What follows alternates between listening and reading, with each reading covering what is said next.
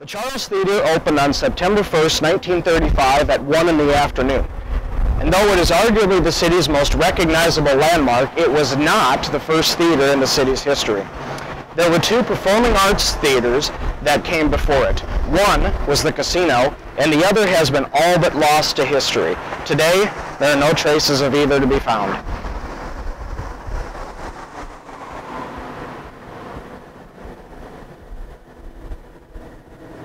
After the casino burned down, the city began plans to build a new theater. Motion pictures, or movies as we call them today, were booming in the 1930s, and this was seen as an opportunity to rebuild and bring in tourism to the city. This here is where the casino used to stand.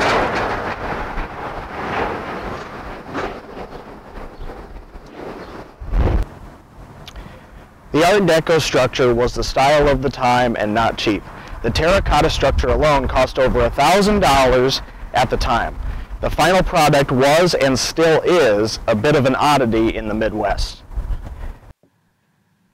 Though initially well received, less than a decade later, the interior was remodeled to a less extravagant, more modern style.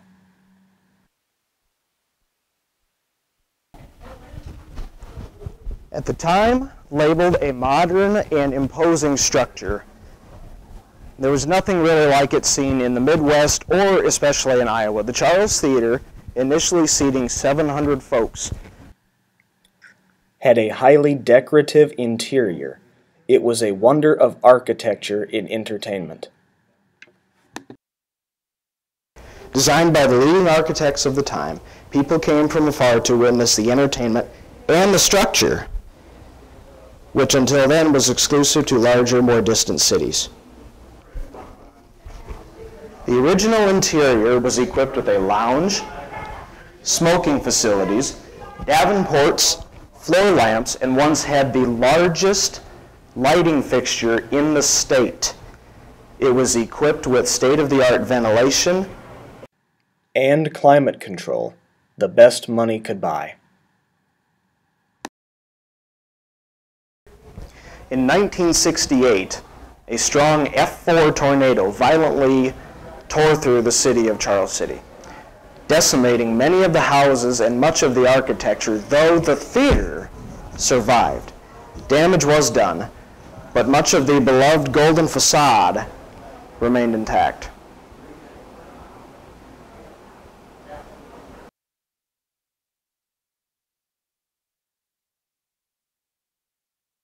The local theater group, the Stony Point Players, purchased the theater in 1999 in hopes of repairing the theater damage which still remained from the storm.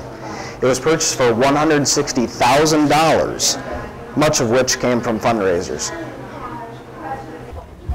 The Charles City Arts Council contributed much to this sum, as they saw the importance of preserving one of the last Art Deco theaters in the entire state of Iowa. We are here tonight at the legendary Charles Theater for the premiere of a locally produced and directed film titled Rise of the Sea Urchins. All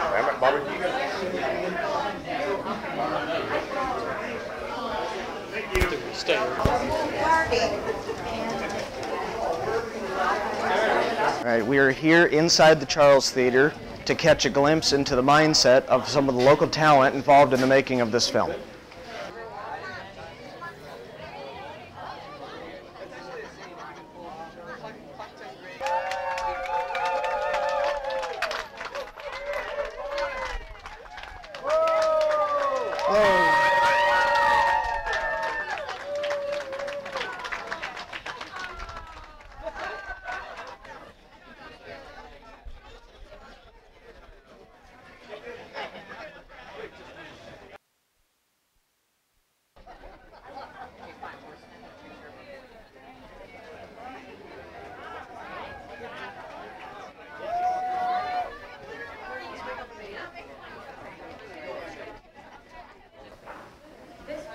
Now let's see if we can catch up with those involved. Started out as two guys laughing at each other silly on the floor 2 years ago,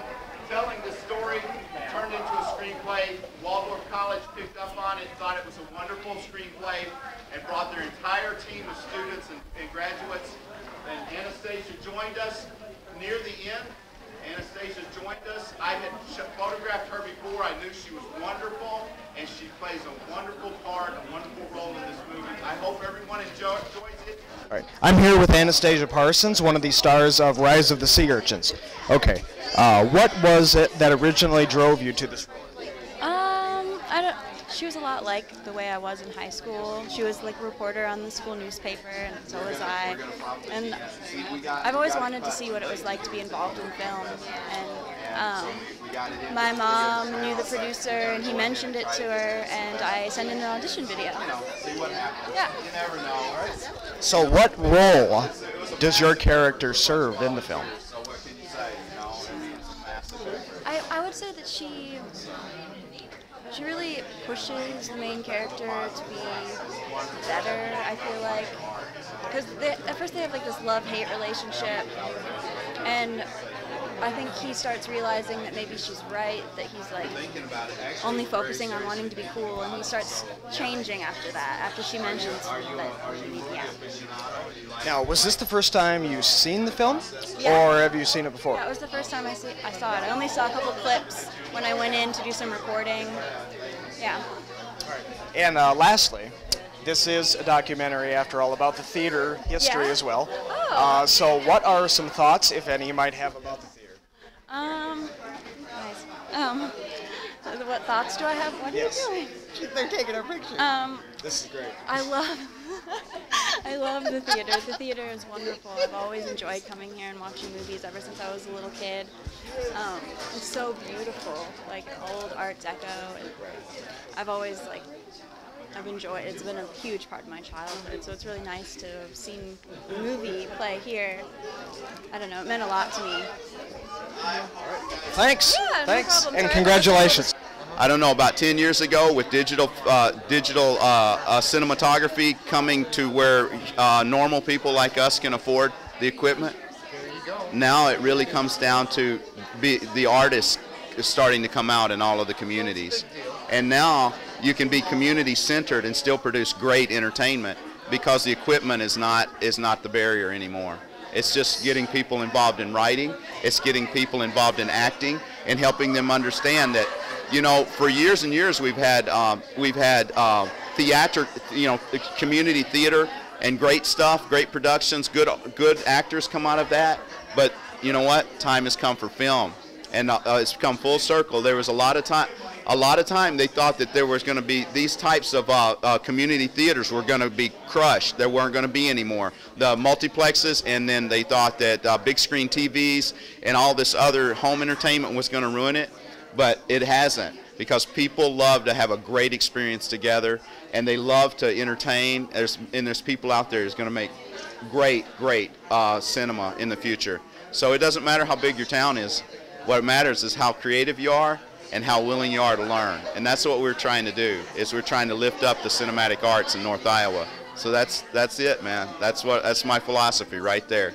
So only way to do it, only way to learn how to swim is to jump in and start swimming, man. You just start paddling, pull together a bunch of really cool people, pull together people who love the cinematic arts, love to act, pull together people who love telling a story, people who love to be in the background putting stuff together, and you put all that together and you bake it up, and then you get to see what comes out.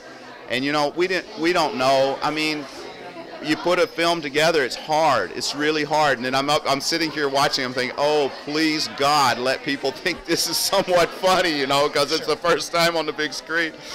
But, you know, it's just one of those things where it's part of the artist to continue to produce. And I'm a writer and I'm a producer. And I love having people around me that love to act and love to do all the other parts of the, of the project. So, yeah.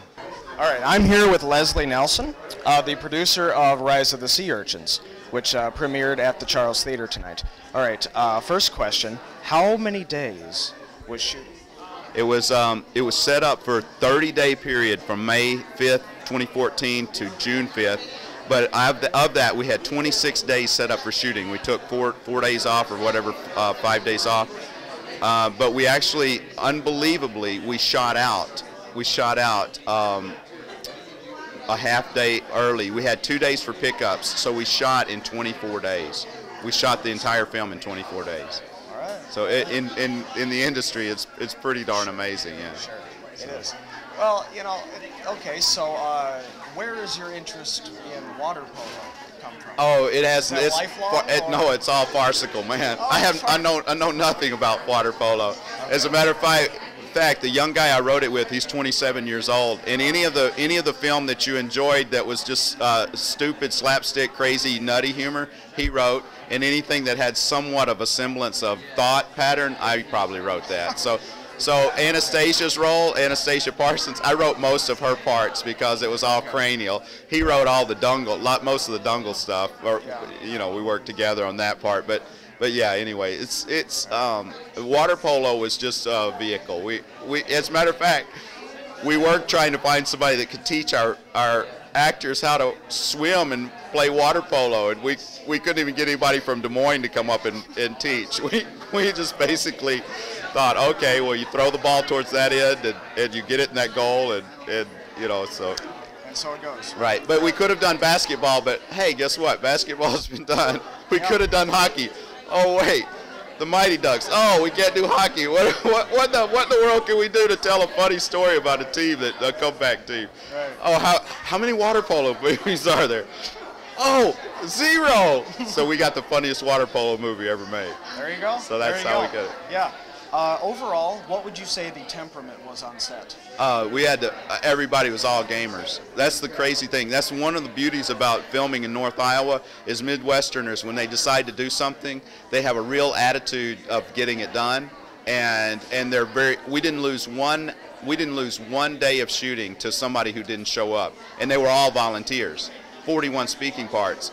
They were all volunteers. We didn't lose any time because of people not being on set. So the attitude on set was everybody was excited. It was totally stoked. There was some times when people were tired of waiting, because in film it's not like theater. In film you wait, and sometimes you wait hours for your scene, and then you act for about 5 minutes, and then you wait, and that was kind of hard on some of the actors at different times. But overall it was awesome. So no real difficulties? Much? No, the hurdles really had more to do with just on-the-fly things. We didn't have anybody working behind the scenes. I'm the executive producer, but I was running around trying to find artwork and stuff. Right. You know, I'm the one who located the Elvis that was in the you know what I mean? You just have to hunt stuff down. Yeah. And I was the one running around at the last minute doing that. So. All right. So where does Rise of the Sea Urchins go next? Well, what our dream would be is if we could find distribution. The theaters are here to entertain our home crowds, and they're here to entertain people and to say, hey, this is a viable art form in the region, and we can do this, and this is great. But for us to have funding where we could actually pay actors, or actually pay, or even be able to do a little bit bigger film, which I wrote another one I'd love to get on film. We need distribution, and so. We'll be doing the festivals, and I'm going to be sending out copies to some distribution houses and see if they're willing to label it and distribute it for us. Okay. If it happens, it happens. If it doesn't, it's all good. Yeah. Well, thank you, Leslie Nelson, producer of Rise of the Sea Urchins, for joining us. Super. Thank you. Today, the theater stands the test of time as one of Iowa's successful community groups, where popcorn flows and entertainment is king.